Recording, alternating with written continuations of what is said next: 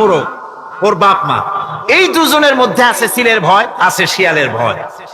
ওই ভয় ওদের মধ্যে ছিল, এই মা বাপের ক্রসের মাধ্যমে বাচ্চা আসছে, কাজে ওই ভয় বাপের যদি কোনো রোগ থাকে, মায়ের রোগ থাকে, তো এগুলি তো বাচ্চার মধ্যেও ঢোকে। তো ভয় হোক, সুখ হোক, দুঃখ হোক, এই অনুভূতি স্বাভাবিক প্রক্রিয়ার মাধ্যমে বাচ্চার মধ্যে ঢুকছে, আর সিল দেখে আওয়াজ শুনে সে আত্মগোপন করেছে। এইটা আমি পড়িয়া আমি আমার আলোচনা এক জায়গায় বললাম বুদ্ধিজীবীদের উদ্দেশ্যে, যদি সত্যি তাই হয়, মোরগ আর মুরগি মা বাবার মধ্যেই ভয় আছে বলে বাচ্চার মধ্যেই ভয় ঢুকছে, সেই জন্য সে আত্মগোপন করছে। তাহলে আবার মানুষের ব্যাপারে কথাটা আনি, মানুষেরা সাপের ভয় করে না মহব্বত করে? কথার জবাব দিলে না, যখন তখন মনে হয় আপনারা সাপ বুঝি ভালোবাসেন। সাপ আমরা সকলেই ভয় পাই, মায়ও ভয় পায়, বাবাও ভয় পায়। এই মায়ের গর্ভে সন্তান এসছে, সন্তানের বয়স 2 বছর 2.5 বছর, ঘরের মধ্যে কেউ ছিল না, ঘরের মধ্যে একটা সাপ আসছে, একটা সুন্দর সাপ, দেখতে সুন্দর, কিন্তু সে সাপে কামড়ালে মানুষ মরে যায়। ওই সাপটা মাথা উঁচু করে ভাড়া ধরেছে। এই বাচ্চাটা কি সাপ দেখে দৌড় মারবে, না বাচ্চাটা ওই সাপটাকে ধরার জন্য সে এগিয়ে যাবে? কোনটা করবে? এগিয়ে যাবে। তাহলে মা বাপের ভয়, তাদের মা বাপের রক্তের মধ্যে, শিরার মধ্যে, সব জায়গায় সাপের ভয়, তার মাধ্যমে বাচ্চা হিসেবে বাচ্চার মধ্যে সাপের মহব্বত হইল, কারণ ভয় হইল না, কারণ বাচ্চা অবস্থা। সুবহানাল্লাহ। আমার বন্ধুগণ, মুরগির বাচ্চাকে হেফাজত করার জন্য বুদ্ধিমান প্রাণী মানুষ তার কাছে নাই বলে আল্লাহ রাব্বুল আলামিন তারে বাচ্চা অবস্থা থেকে বোঝার তৌফিক দিয়েছেন কোনটা ভয়ের আওয়াজ, কোনটা হলো বিপদের আওয়াজ। মানব সন্তানের প্রতিপালন করার জন্য তার মার বাবা আছে বলে ওই রকম করে পশুদের মতো আল্লাহ বানান নাই, তাকে হেফাজত করার জন্য মা বাপ আছে বলে এই দায়িত্ব আল্লাহ পাক মা বাপের উপরে ছেড়ে দিয়েছেন। মা বাপ তাকে হেফাজত করে। রুবুবিয়তের প্রতিপালন, হেদায়েতের এই প্রতিপালন আল্লাহ পাক মানুষকে এভাবে করে তাদেরকে হেদায়েত দিয়েছেন, তার পথের চলার দিশা দিয়েছেন। পিঁপড়ার খাদ্য সংগ্রহের ব্যাপারটা দেখেন, পিঁপড়ার আছে দারুণ ঘ্রাণ শক্তি। কোথায় খাবার? 5 তলায় আপনি মিষ্টি খাচ্ছেন, রসগোল্লা থুয়ে দেন, তারপরে দেখেন কোন জায়গায় দিয়ে পিঁপড়া এসে জমের খাওয়া খায়, ঠিক কিনা? দেখেন তার কত তীব্র ঘ্রাণ শক্তি, সেখানে চলে যাচ্ছে। তাকে হেদায়েত দেওয়া হয়েছে, তাকে ঘ্রাণ শক্তি দেওয়া হয়েছে। চিল, শকুন, ঈগল কোথায় থাকে বুঝেন না? মহাশূন্যে 3 থেকে 3.5 মাইল উপরে শকুন, বাজ, ঈগল উঠতে থাকে। খাবে কি? ওখানে তো তার খাবার ছড়ানো নেই। আল্লাহ হচ্ছেন এমন রব, আমাদের স্রষ্টা হচ্ছেন এমন রব, যিনি ওই চিল, বাজ আর শকুন মহাশূন্যে যেগুলি উড়ে বেড়ায়, ওদেরকে আল্লাহ পাক এমন তীব্র দৃষ্টি শক্তি দান করেছেন, 3 মাইল উপর থেকেও ছাগল মুরগি মরা দেখলে ওখান থেকে সে ঝাঁপায় পড়ে তা খেতে পারবে। তাকে দেওয়া হচ্ছে দৃষ্টিশক্তি। এরকম করে যার যা প্রয়োজন, সমস্ত প্রয়োজনগুলি আল্লাহ মিটাচ্ছেন। এরই নাম হচ্ছে রুবুবিয়তে ইলাহি। এটাই হচ্ছে আল্লাহ পাক রব, এটা তার অসংখ্য প্রমাণ। সেই জন্য আল্লাহ পাক বলেন আলহামদুলিল্লাহি রাব্বিল আলামিন। পড়েন সবাই, আলহামদুলিল্লাহি রাব্বিল আলামিন। সমস্ত প্রশংসা হচ্ছে আল্লাহ পাকের জন্য। কোন আল্লাহ? প্রথমে তো আল্লাহ বললাম, তারপর বললাম রব, এখন বলা হচ্ছে কোন রব? যিনি আলামিন, রব্বিল আলামিন, যিনি সমস্ত জাহানের রব। তাহলে বোঝা যাচ্ছে রব, জগৎ একটা না। জগৎ, কথা বুঝতেছেন আমার?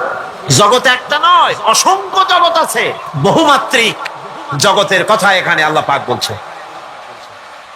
আমি এই জন্য বলি যে কোরআন হচ্ছে বিজ্ঞানের উৎস। কোরআন বিজ্ঞানের কি?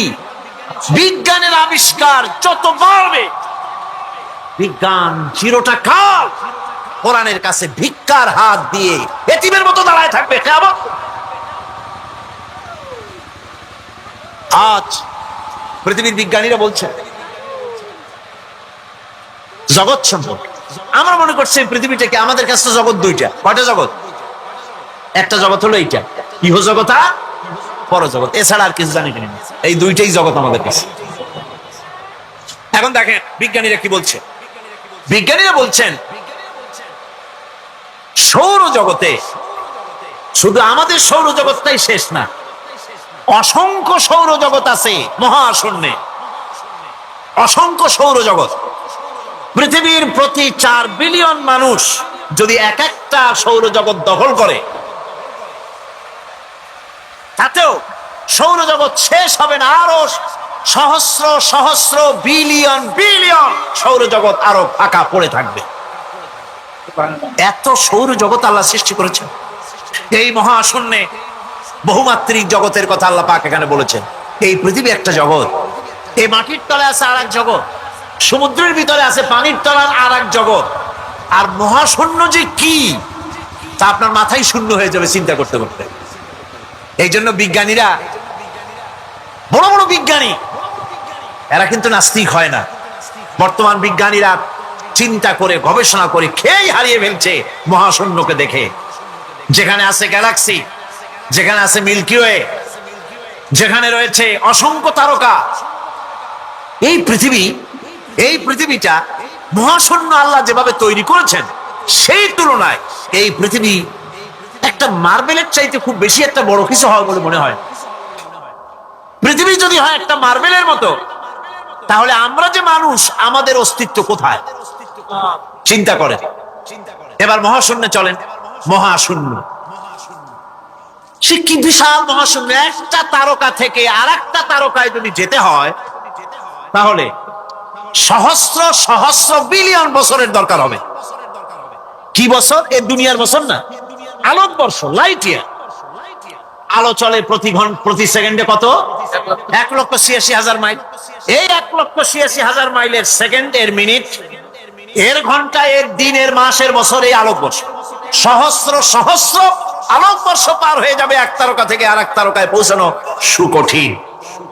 এ ধরনের অসংখ্য তারকা আল্লাহ পাক তৈরি করে রেখেছেন। সূর্য হচ্ছে পৃথিবীর চাইতে 13 লক্ষ গুণ বড়। এরকম সূর্য বিজ্ঞানীরা এখন বলছে, আগে বলতো 1 কোটি সূর্যের চাইতে বড় তারকা, এখন বলতেছে এই রকমের পৃথিবীর চাইতে 13 লক্ষ গুণ বড় যে সূর্য, এরকম 3 কোটি সূর্য খাইয়ে ফেলাইতে পারে। এরকম সহস্র সহস্র তারকা এক একটা গ্যালাক্সির ভিতরে আল্লাহ পাক তৈরি করে গেছেন। এখন মনে হচ্ছে যে এই তারকাগুলি বড় না, এই তারকাগুলি চাইতো আবার বড় জিনিস কি, সেটাকে বলা হয় ব্ল্যাক হোল। সেটাকে বলা হয় ব্ল্যাক হোল, অন্ধকার কূপ। ব্ল্যাক হোল আবার ম্যানহোল বুঝবেন না, কিন্তু ম্যানহোলের ঢাকনা চুরি হয় যেমন। তবে একটা দৃষ্টান্ত আপনি বুঝতে পারেন, রাস্তায় রাস্তায় যেমন অসংখ্য ম্যানহোল আছে, ওই রকম করে মহাশূন্যে অসংখ্য ব্ল্যাক হোল আছে, একটা দুইটা না, অসংখ্য। এই ব্ল্যাক হোল আবার দেখা যায় না, অদৃশ্য ব্ল্যাক হোল। এই ব্ল্যাক হোল গুলো কি? এগুলি কোরআনে কারীমের মধ্যে আল্লাহ পাক বলেছেন, ফালা উকসিমু বিমাওয়াকিন নুজুম, ফালা উকসিমু বিমাওয়াকিন নুজুম, শপথ সেই পতন স্থানের যেখানে নক্ষত্র সমূহ ধ্বংস হয়ে যায়, ধ্বংসপ্রাপ্ত হয়, কসম সেই স্থান সময়ে। সুবহানাল্লাহ। এই অন্ধকার কূপের, এই অন্ধকূপের কসম করছেন আল্লাহ পাক। সেই অন্ধকূপটা কি? সেই ব্ল্যাক হোলটা কি? সেই ব্ল্যাক হোল হচ্ছে ওই যে তারকার কথা বললাম, যে সূর্য খাইতে পারে, 3 কোটি সূর্য খাইতে পারে, এই রকমের তারকাগুলি ঘুরতে ঘুরতে কোনো এক কারণে যখন সে ব্ল্যাক হোলের রেঞ্জের মধ্যে এসে যায়, তখন ব্ল্যাক হোল ওকে এমন ভাবে চুষে হজম করে ফেলে, যেমন বাচ্চা চকলেট চুষা খাইয়া ফেলায়, এইরকম ব্ল্যাক হোলগুলি অত বড় তারকাগুলি খাইয়া চুষা শেষ করে ফেলে দেয়। সুবহানাল্লাহ বিহামদিহি। বিজ্ঞানীরা বলেছেন, আমাদের এই পৃথিবীটা, আল্লাহ না করুন কখনো, আমাদের এই পৃথিবীটা যদি কোনো ব্ল্যাক হোলের আওতায় পড়ে, ওর রেঞ্জে আসে, তাহলে মাত্র 2 সেন্টিমিটারের মধ্যে পৃথিবীটা তার ঘনত্ব লাভ করে ব্ল্যাক হোলের মধ্যে অদৃশ্য হয়ে যাবে, হারায় যাবে, অস্তিত্ব থাকবে।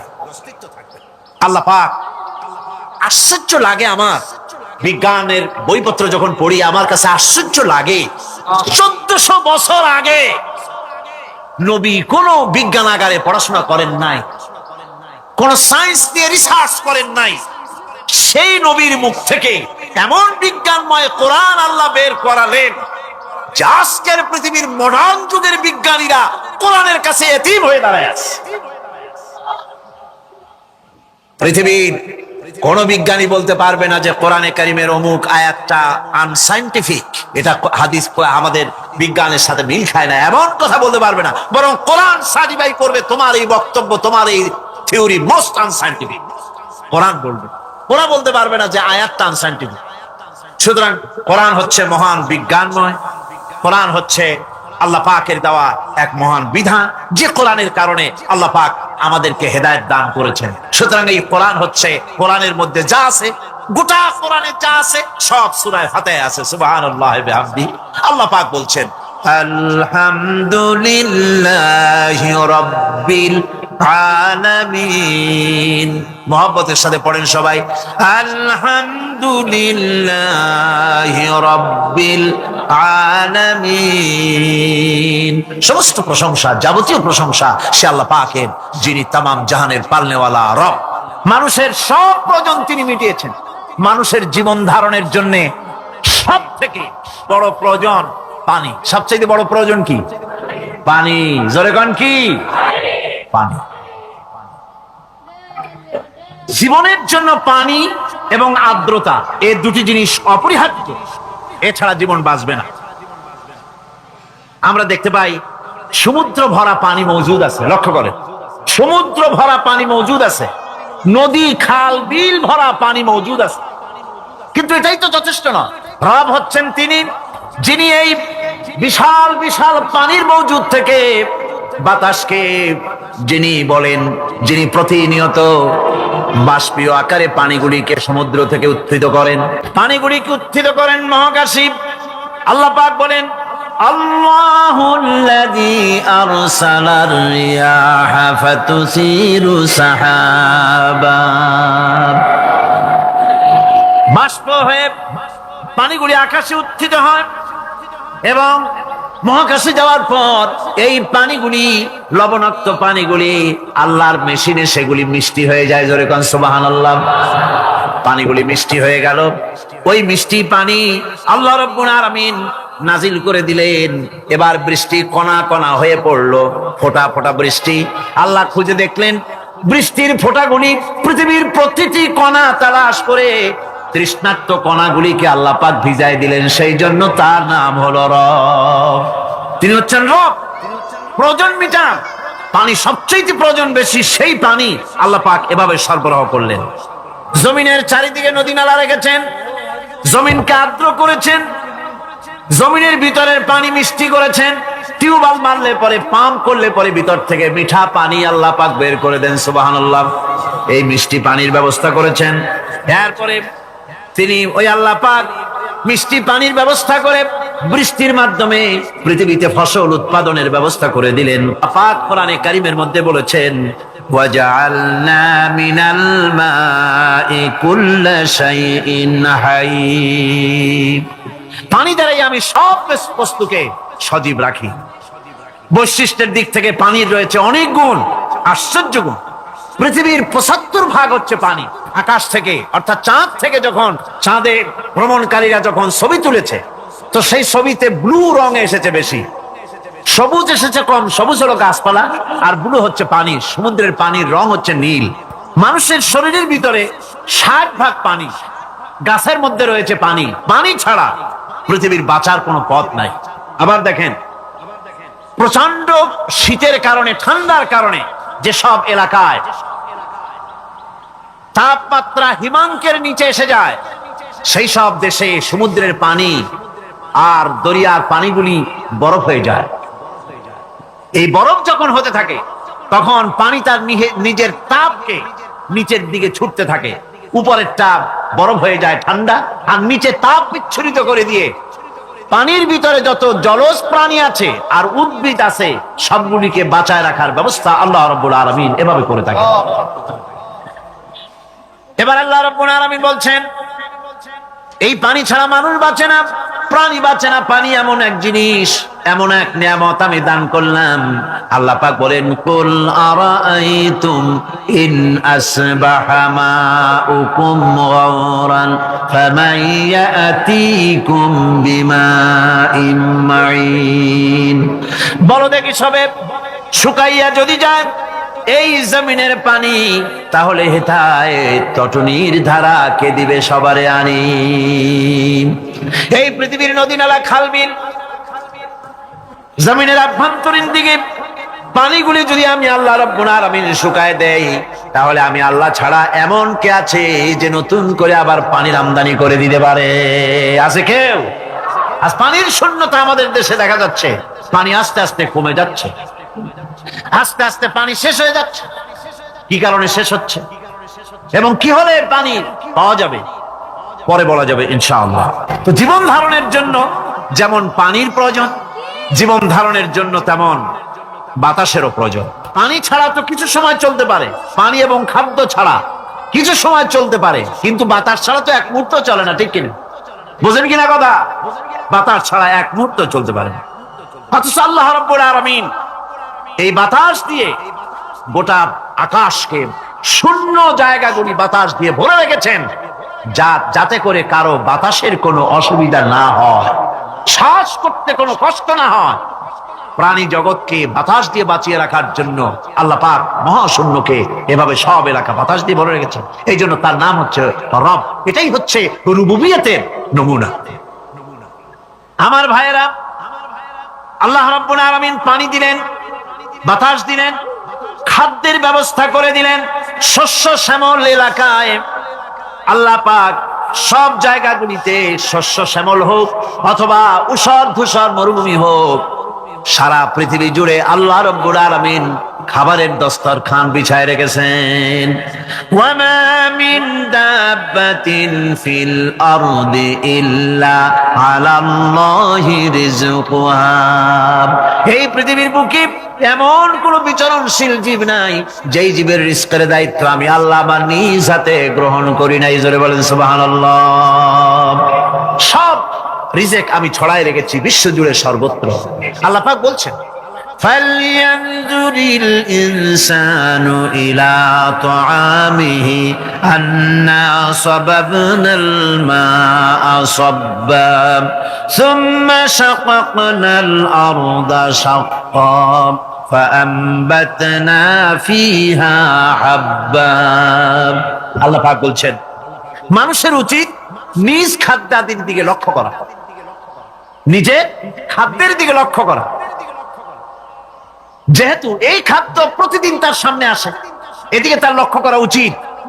আমি কিভাবে, আমি প্রথমে জমিনের উপরে পানি বর্ষণ করি, পরে জমিনকে দীর্ণ বিদীর্ণ করি, এরপরে জমিনের ভিতরে উর্বরা শক্তি আমি দান করি। কে বলতেছেন কথা? আল্লাহ পাক বলছেন। এরপরে আমি নানান জাতের ফসল ফলন তোমাদের জন্য আমি দান করে দেই।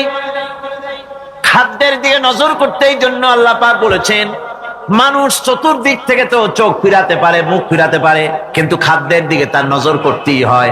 সকালে, দুপুরে, বিকালে, রাত্রে সব সময় তার সামনে খাবার আছে। আল্লাহ পাক বলেন, খাবারের দিকে একটু নজর করো, কেমন ভাবে কি সুন্দর করে খাবারগুলি তৈরি করে দিয়েছি, শুরু কিভাবে হলো, পরিপক্ক কিভাবে হলো, সেদিকে তোমরা লক্ষ্য করো। সে লক্ষ্য তো করা নাই, সমানে খায়, বিসমিল্লাহ বলেন, আলহামদুলিল্লাহ বলেন, পাইকারি দরে খাইতেই। আল্লাহ পাক বলছেন, খাদ্যাদির দিকে লক্ষ্য করো। এই যে চাউল তোমরা খাচ্ছ, আটা খাচ্ছ, গম খাচ্ছ, মাছ খাচ্ছ, গোশ খাচ্ছ, তাম পৃথিবীর সমস্ত বিজ্ঞানীরা একত্রিত হয়ে একটা চাউল বানাইতে পারবে? জোরে কোন পারবে? না পারবে। পারবে প্লাস্টিকের চাউল খাবে আর কলেরা হয়ে মরবে। পৃথিবীর সমস্ত বিজ্ঞানীরা একত্রিত হয়ে একটি চাউল বানাতে পারবে না, একটা ডিম বানাতে পারবে না। পারবে একটা ডিম বানাতে? পারবে না। বিজ্ঞানীদের প্রশংসা আমরা করি, হ্যাঁ করি। বিজ্ঞানীরা অনেক কিছু বিশ্বকে উপহার দিয়েছে, কিন্তু মূল রবের কাছে আমরা যাই না, তাকে চিনতেও পারি না। সেখানে যাই, খোন্তা দরকার, কোদাল দরকার। এই লোহার দাম কেউ আল্লাহ পাক এত লোহা বেশি দিয়েছেন, যার জন্য লোহার দাম কম। সোনা কম দিয়েছেন, যেহেতু সোনার প্রয়োজনীয়তা কম, লোহার প্রয়োজনীয়তা বেশি, এই জন্য লোহা বেশি দিয়েছেন, দামটা কমে গেছে, যার জন্য আপনার আমার জন্য কিনে ব্যবহারটা সহজ হয়েছে। কথা ঠিক কিনা? আল্লাহ রাব্বুল আলামিন এইভাবে করে মানুষের রুবুবিয়তটা, আল্লাহ পাকের রুবুবিয়ত হচ্ছে এই, তিনি মানুষকে সুন্দর করে সৃষ্টি করে যা কিছু প্রয়োজন সবকিছু খাওয়াচ্ছেন, দিচ্ছেন। সে আল্লাহ পাক প্রশ্ন করছেন, قل من يرزقكم من السماء والأرض أمن يملك السمع والأبصار ومن يخرج الحي من الميت ويخرج الميت من الحي। আকাশের প্রশস্ত বুক থেকে এবং জমিনের এই প্রশস্ত বুক থেকে কে রিজিক তোমাদের খাদ্যকে উৎপাদন করে, কে নির্জীব থেকে সজীবকে বের করেন, আর কে সজীবকে নির্জীবে পরিণত করেন, তিনি কে? তিনি হচ্ছেন আল্লাহ পাক। আল্লাহ পাক বলছে এই প্রশ্ন যদি তাদেরকে করা হয় তো তারা কি বলবে?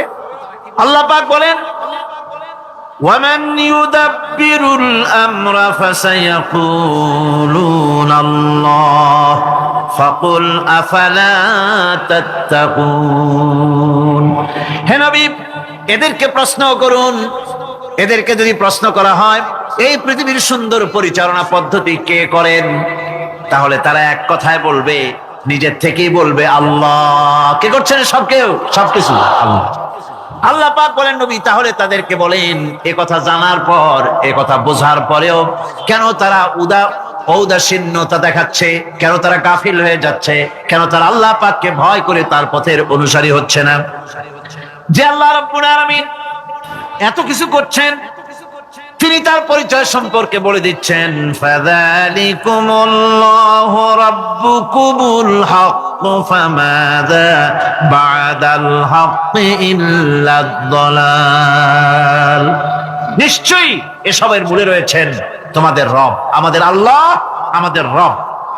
সুতরাং উজ্জ্বল সত্য প্রকাশিত হওয়ার পর গোমরাহি ছাড়া আর কিছুই বাকি থাকে না।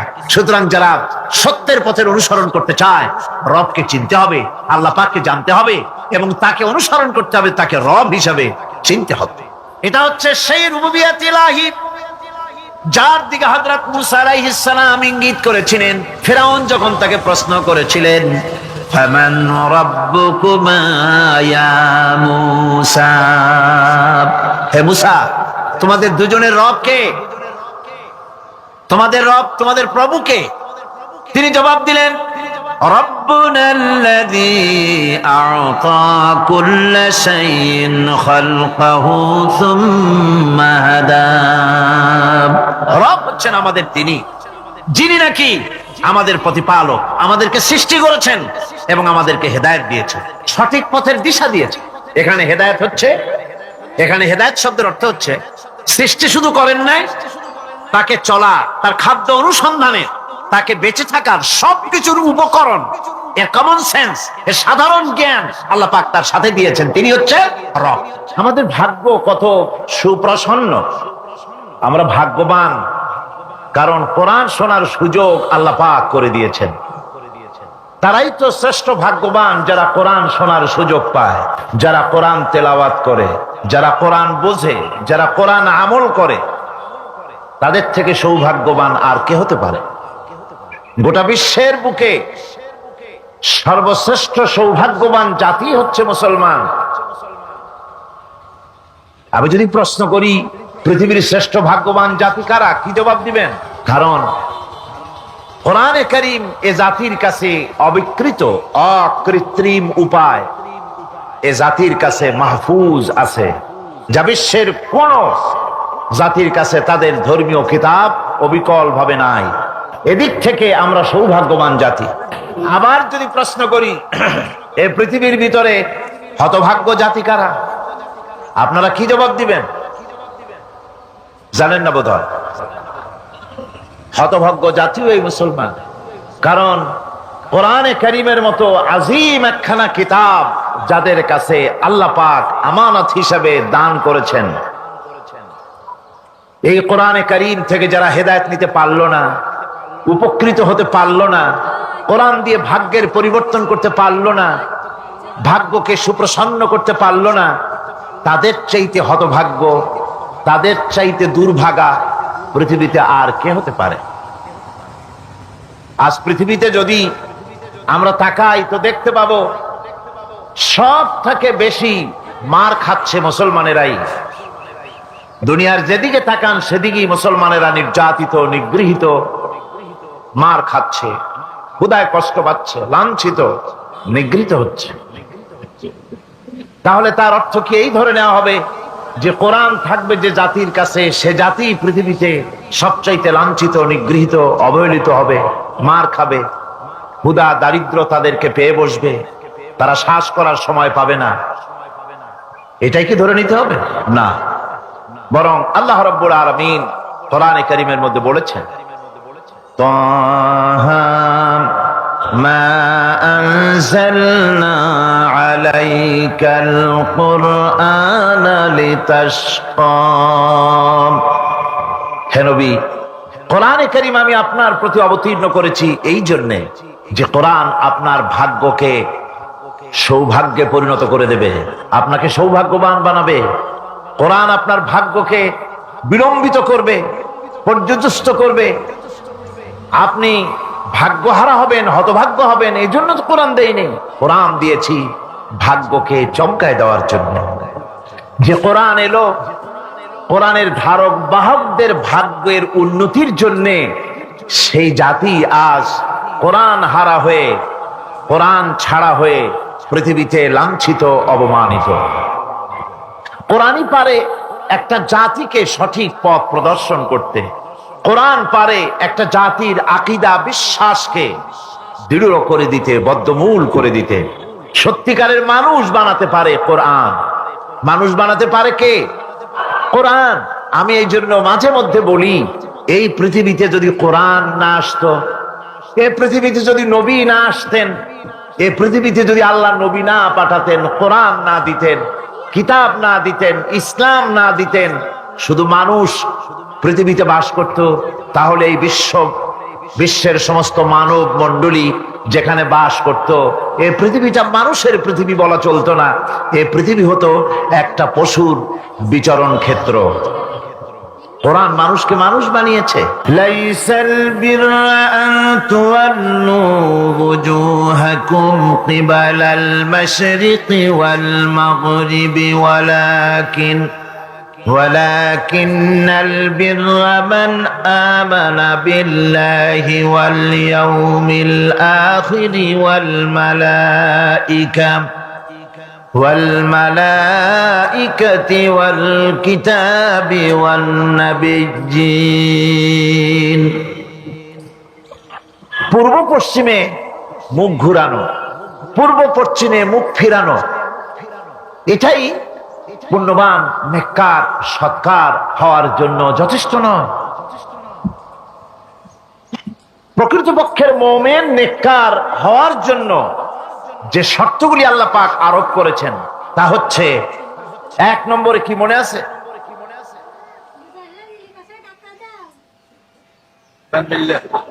এত আস্তে আস্তে বলতেছেন, মনে হয় আপনি নিজেও শুনতেছেন কিনা তাও সন্দেহ। এর এক নম্বরে হচ্ছে, কিছু আবার চালাক লোক আছে, তারা সহজে কোনো কথার জবাব দেয় না। তারা ভাবে যে জবাব না দেওয়াই বুদ্ধিমানের কাজ, কোনটা বলে কোন প্যাচে পড়ি। আল্লাহ পাক আমাদের জেহেন শক্তি, স্মৃতি শক্তি যেন বৃদ্ধি করে দেন, বলেন আমিন। আমরা যেন যা কোরআন হাদিসের শুনি তা যেন মনে রাখতে পারি, যা খারাপ কথা শুনি তা যেন ভুলে যাই, যা ভুল কথা শুনি তা যেন ভুলে যাই, আর যা হক কথা তা যেন মৃত্যু পর্যন্ত আল্লাহ স্মরণ রাখার তৌফিক দেন। এর প্রথম কথাই ছিল ঈমান বিল্লাহ, আল্লাহর প্রতি ঈমান। দুই নম্বরে ছিল পরকালে বিশ্বাস। এই দুটি কথা আমরা আলোচনা করে ফেলেছি। ঈমান বিল্লাহ তো আলোচনা করেছি গত বছর, আর গতকালকে আলোচনা করেছি কি বলুন তো, পরকালের উপরে বিশ্বাস। আজকে আপনাদের সামনে আমি আলোচনা করব ইনশাআল্লাহ ফেরেশতা এবং কিতাব, এই দুটি জিনিসের উপরে, মালাইকা এবং কিতাব। ফেরেশতার উপরে ঈমান আনতে হবে, কিতাবের উপরে ঈমান আনতে হবে। শুধু পূর্ব পশ্চিমে কতগুলো সেজদা দিলেই এতে যদি কপালে দাগও পড়ে যায়, এটি একটি উপমা আল্লাহ দিয়েছেন, একটা উপমা, একটা দৃষ্টান্ত দিয়েছেন যে পূর্ব পশ্চিমে মুখ ঘুরানো এটা একটি উপমামূলক কথা। এটাই যথেষ্ট নয়, ঈমান আনতে হবে, বিষয়টা বুঝতে হবে, আকীদাকে মজবুত করতে হবে। আজকে মালাইকা ফেরেশতা সম্পর্কে আমরা আলোচনা করব, তারপরে কিতাব সম্পর্কে আলোচনা করব। ওমা তৌফিকি ইল্লা বিল্লাহ। ফেরেশতাদের প্রতি ঈমান, এটা হচ্ছে আল্লাহর প্রতি ঈমানের পরিপূর্ণতা মাত্র। আল্লাহর উপরে ঈমানটা পরিপূর্ণ করতে হলে ফেরেশতাদের উপরে বিশ্বাস করতে হবে। এর উদ্দেশ্য শুধু ফেরেশতাদের উপরে স্বীকৃতি দানই নয়, বরং প্রকৃতপক্ষে এই বিশ্ব ব্যবস্থায় তাদের স্থান কি এটা জেনে নিতে হবে। ফেরেশতারা হচ্ছে আল্লাহ রাব্বুল আলামিন তার আজ্ঞাবহ গোলাম, আল্লাহ পাকের তারা হচ্ছেন দাস, আল্লাহ পাকের বান্দা, আমাদের মতো। আমরা যেমন আল্লাহর গোলাম, ফেরেশতারাও আল্লাহর গোলাম। এই ফেরেশতা সম্পর্কে পৃথিবীর বিভিন্ন ধর্মের বিভিন্ন রকমের কনসেপশন আছে। এই ফেরেশতাদেরকে ইংরেজিতে অ্যাঞ্জেল বলা হয়, যার চরিত্র খুব ভালো লাগে, লোকেরা বলে অ্যাঞ্জেলিক ক্যারেক্টার, এটা ফেরেশতা ধরনের চরিত্র লোকটার, এরকম বলে থাকে। সুতরাং খ্রিস্টান হোক, ইহুদি হোক, আর হিন্দু হোক, যে কোনো জাতের লোক হোক, ফেরেশতায় তারা বিশ্বাস করে। আর এই ফেরেশতাদের উপরে তাদের বিশ্বাসটা হচ্ছে বিকৃত। কি ধরনের? কারো মতে ফেরেশতা হচ্ছে প্রকৃতির সন্তান, কারো মতে ফেরেশতা হচ্ছে আল্লাহর মেয়ে, নাউযুবিল্লাহি মিন যালিক। যার কারণে সূরা আন-নাজমের মধ্যে আল্লাহ পাক এর প্রতিবাদ করেছেন। আল্লাহ পাক বলছেন, ওরা দাবি করলো ফেরেশতা হচ্ছে আল্লাহর মেয়ে। আল্লাহ পাক বলছেন, আলাকুমুদ যাকারু ওয়া লাহুল উনসা তিলকা ইযান কিসমাতুন দিজা। কি হে, তোমরা ছেলেগুলি নিজেদের জন্য নিয়ে নিলে আর মেয়েগুলি আমার ভাগে ফেলে দিলে, এটা কি ধরনের অসম বন্টন? ফেরেশতাকে তারা বলেছে আল্লাহর মেয়ে, আবার কেউ বলেছে ফেরেশতারা আল্লাহর ছেলে। তারপরে কেউ কেউ বলেছে ফেরেশতা হচ্ছে আল্লাহর মদদগার, আবার কেউ কেউ বলেছে ফেরেশতা হচ্ছে মানুষের অভিযোগ শ্রবণকারী, মানুষের প্রয়োজন পূরণকারী। এখন এসব ধারণা এবং বিশ্বাসের কারণে দুনিয়ায় শিরক এবং বিদআতের প্রচলন ঘটেছে। কোরআনে কারীম বিশ্ব ব্যবস্থায় ফেরেশতাদের অবস্থান কি সেটা পরিষ্কার করতে চায়, যাতে করে শিরকের সমস্ত দরজা বন্ধ হয়ে যায় আর তাওহীদের দরজা নির্ভেজাল ভাবে খুলে যায়। ইসলামের মূল বক্তব্যই হচ্ছে তাওহীদকে প্রতিষ্ঠা করা। কি প্রতিষ্ঠা করা? তাওহীদকে প্রতিষ্ঠা করা, আর শিরক আর বিদআতের শিকড় শুদ্ধ তুলে ফেলা। এটাই হচ্ছে ইসলামের মূল আইডিয়া। কোরআনের ভাষায় স্পষ্ট করে বলা হয়েছে যে ফেরেশতারা আল্লাহর মেয়েও নয়, আল্লাহর ছেলেও নয়, তারা হচ্ছে আল্লাহর বান্দা। বলুন তো ফেরেশতারা আল্লাহর কি? কোরআনে কারীমে রব্বুল আলামিন বলেন, وقالوا اتخذ الرحمن ولدا سبحانه بل عباد مكرمون। কাফেররা বলে দয়াময় কাউকে পুত্র বানিয়ে নিয়েছেন। পবিত্র সেই সত্তা যার সম্পর্কে তারা এই বাজে কথাগুলি বলে, তার কোনো ছেলেও নাই, তার কোনো মেয়েও নাই। ফেরেশতারা তো তার সম্মানিত বান্দা মাত্র। ইবাদুম মুকরামুন, ফেরেশতা হচ্ছে সম্মানিত বান্দা। সুবহানাল্লাহি ওয়া বিহামদিহি। ফেরেশতারা হচ্ছে আল্লাহর কি? শুধু বান্দা না, সম্মানিত বান্দা। কারণ ফেরেশতারা আল্লাহর সঙ্গে অবাধ্য হতে পারে না, তার কোন হুকুমকে অমান্য করার কোন অধিকার ফেরেশতাদের নাই। আল্লাহর ছেলেও নাই, আল্লাহর মেয়েও নাই। এ কথাটি ছোট্ট সূরার মধ্যে তাওহীদের একটা ক্লিয়ার কনসেপশন আল্লাহ পাক দিয়েছেন, ছোট্ট একটি সূরার ভিতরে। আমার কাছে মনে হয় যেন এই ছোট্ট সূরাটি মধ্যে এটা মনে হয় যেন একটি ঝিনুক, আর এর ভেতরে সমস্ত পৃথিবীর সমুদ্র আর মহাসমুদ্রের পানিগুলি ঢুকায় দেওয়া হয়েছে। ছোট্ট একটি সূরা তাওহীদকে এমন ভাবে প্রকাশিত হয়েছে এই সূরার মাধ্যমে, যা অন্য কোথাও এত পরিষ্কার আসেনি। আল্লাহ পাক সব জায়গায় বলেছেন, কিন্তু ছোট্ট সূরায় এক কথায় তাওহীদ প্রকাশিত হয়ে গেছে। কি? কুল হুয়াল্লাহু আহাদ। পড়েন সবাই, কুল হুয়াল্লাহু আহাদ আল্লাহুস সামাদ লাম ইয়ালিদ ওয়া লাম ইউলাদ ওয়ালাম ইয়াকুল লাহু কুফুয়ান আহাদ। আল্লাহ রাব্বুল আলামিন বলেন, নবী আপনি বলুন, আল্লাহ এক এবং একক, তিনি বেনিয়াজ, কারো মুখাপেক্ষী তিনি নন, তিনি কাউকে জন্ম দেন নাই, তাকেও কেউ জন্ম করবেন বললেন ইন্নী জাইলুন ফিল আরদি খলিফা। ফেরেশতারা বলেছিলেন নাহনু নুসাব্বিহু বিহামদিকা ওয়া নুকাদ্দিসু লাক, আমরাই তো তাসবিহ পড়ি, আমরাই তো আপনার হাম পড়ি, আপনার তাসবিহ পড়ি, সবকিছুই তো আমরা করি, পবিত্রতা ঘোষণা করি। এর দ্বারা প্রমাণিত হয় ফেরেশতারা সার্বক্ষণিক ভাবে আল্লাহর তাসবিহ পাঠের মধ্যে তারা রত আছে, সব সময় আল্লাহর জিকির আজগারের ভেতরেই তারা ডুবে আছে। وَلَهُ مَنْ فِي السَّمَاوَاتِ وَالْأَرْضِ وَمَنْ عِنْدَهُ لَا يَسْتَكْبِرُونَ عَنْ عِبَادَتِهِ وَلَا يَسْتَحْسِرُونَ। আসমান এবং জমিনে যা কিছু আছে এবং তার কাছে যা কিছু আছে সব আল্লাহর তাসবিহ পাঠে নিরত আছে। আর ফেরেশতারা তো বন্দিগি করছে আল্লাহ পাকের, আর কখনোই তারা অবদ্ধচারণ করে না, আর কখনো তারা আল্লাহ পাকের জিকির থেকে, তাসবিহ পাঠ থেকে তারা ক্লান্ত হয় না। কি হয়েছে? ঠিক হয়ে যাবেন সব। আল্লাহ পাক তাদের সম্পর্কে আবার বলেন, ইউসাব্বিহুনাল লাইলা ওয়ান নাহারা লা ইয়াফতুরুন। এই ফেরেশতারা রাত দিন তার প্রশংসায় পড়ে থাকে, কখনই শৈথিল্য প্রদর্শন করে না, কখনই আল্লাহর জিকির থেকে, তাসবিহ থেকে তারা বিরত থাকে না। এ ধারণার মধ্য দিয়ে কোরআনে কারীম মানুষকে স্পষ্ট করে বলছে যে ফেরেশতারা হচ্ছে আল্লাহর গোলাম, আল্লাহর বান্দা। তারা তোমাদের প্রয়োজন পুরা করতে পারে না, তারা তোমাদের ভাগ্যের কোনো উন্নতি করে দিতে পারে না, তারা আল্লাহর ছেলেও নয়, আল্লাহর মেয়েও নয়, এরা হচ্ছে আল্লাহর বান্দা। এই ফেরেশতাদের মাধ্যমে আল্লাহ রাব্বুল আলামিন আরেকটি কাজ নিয়ে থাকেন, তা হচ্ছে নবী এবং রাসূলদের কাছে এই ফেরেশতার মাধ্যমে আল্লাহ পাক বাণী প্রেরণ করেন।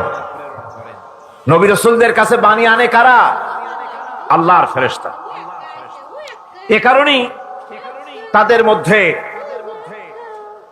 তাদের মাধ্যমে আল্লাহ পাক নবী রাসূলদের কাছে আল্লাহর বাণী পাঠান, যে এই ফেরেশতারা ওই বাণীর ভিতরে কোন রকম হ্রাস বৃদ্ধি করে না, তারা আল্লাহর অবাধ্য নয়, ওর মধ্যে তারা বাড়ায়ও না, তারা কমায়ও না, কোনো ক্ষমতা তাদের নেই। কোরআনে কারিমে আল্লাহ পাক বলছেন, ইন্নাহু লাকাউলু রাসূলিন কারীম ذي قوة عند ذي العرش مكين مطاع ثم أمين। নিঃসন্দেহে এক সম্মানিত বার্তাবাহকের বর্ণনা, এক ফেরেশতার বর্ণনা। আরশ অধিপতির কাছে তিনি সম্মানিত। জিবরাইল আলাইহিস সালামের কথা বলা হচ্ছে, হযরতে জিবরাইল আমিন তিনি আল্লাহর কাছে সম্মানিত, অনুগত এবং তিনি বিশ্বাসী। আল্লাহ পাকের পক্ষ থেকে তিনি বাণী বহন করে নিয়ে আসেন, আর এর ভিতরে কোন রকম হ্রাস বৃদ্ধি করার কোন ক্ষমতা ফেরেশতার নাই। আল্লাহ পাক বলছেন, ওয়া ইন্নাহু লাতানজিরু রাব্বিল আলামিন নাযালা বিহির রূহুল আমিন।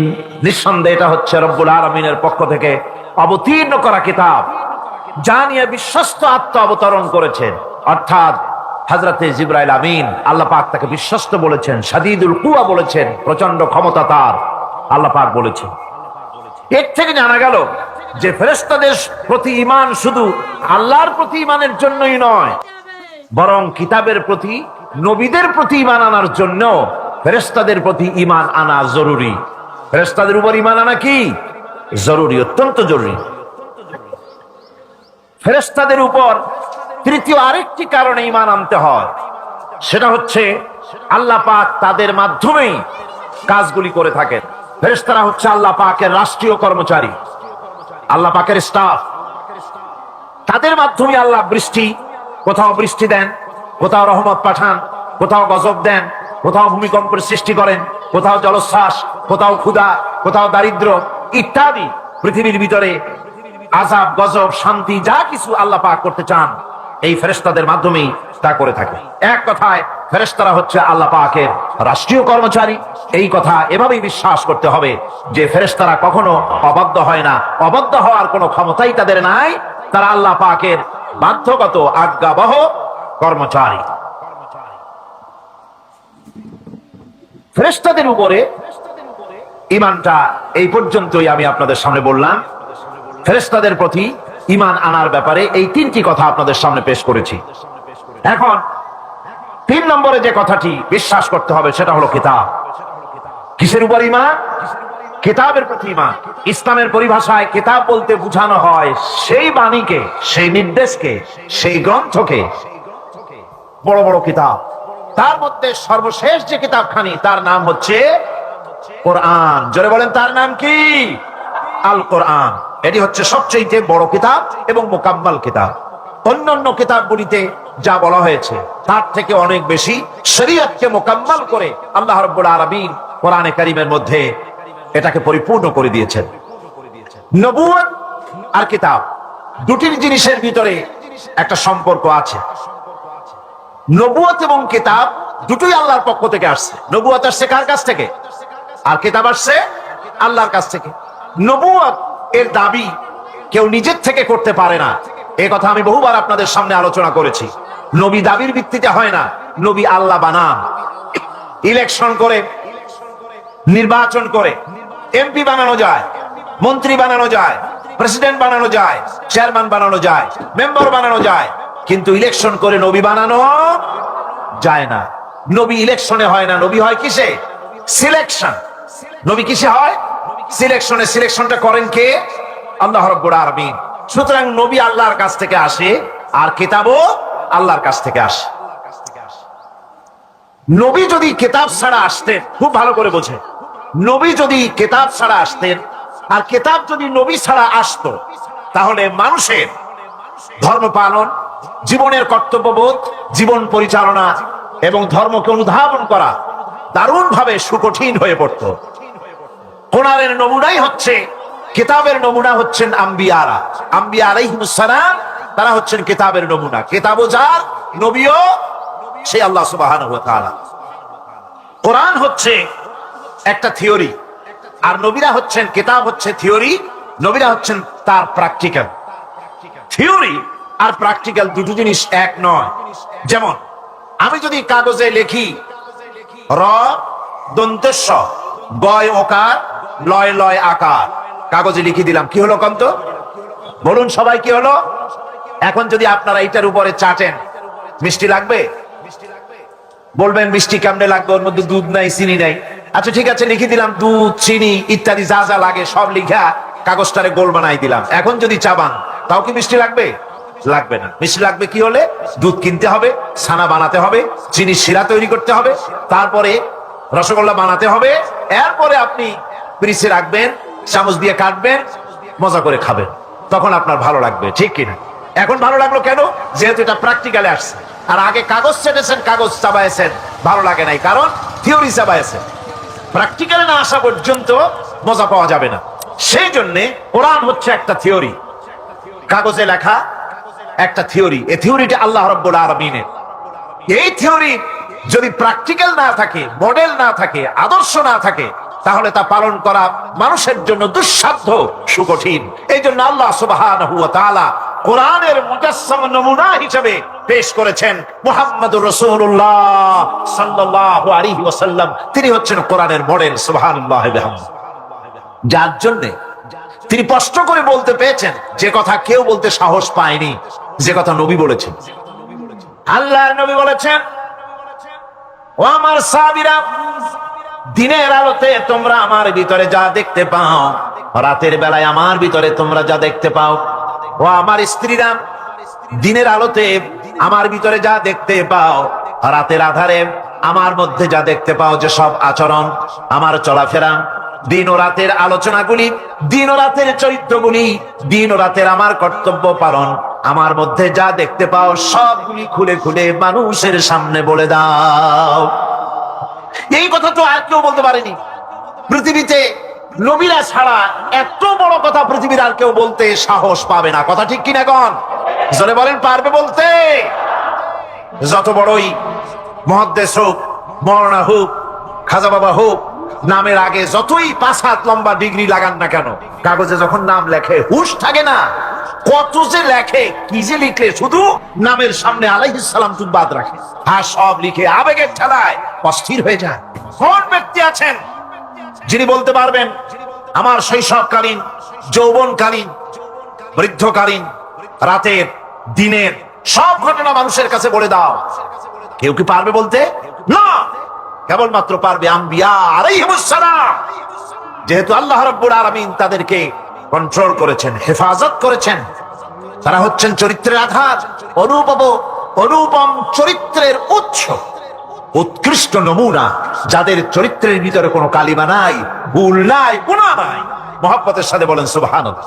একবার একটা লোক যাচ্ছে রাস্তা দিয়ে, সাথে তার প্রিয় কুকুর। কুকুরটা জিহ্বা বেরিয়ে গেছে, মরে যাচ্ছে।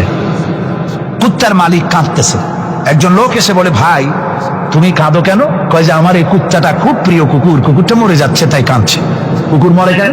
কয় কুকুরটা মরতেছে 3 দিন ধরে আমি কোনো খাবার তাকে দিতে পারিনি, সেই জন্য কুকুরটা মরছে। আচ্ছা, খুব কুকুর, তবু তো আল্লাহর সৃষ্ট এক প্রাণী, কি খেতে দেওয়া যায়? এদিক ওদিক তাকায় দেখে কুকুরের মালিকের কাছেই রয়েছে একটা পোটলা। কয় মিয়া তোমার এই পোটলার মধ্যে কি? কয় পোটলার মধ্যে হালুয়া আর রুটি।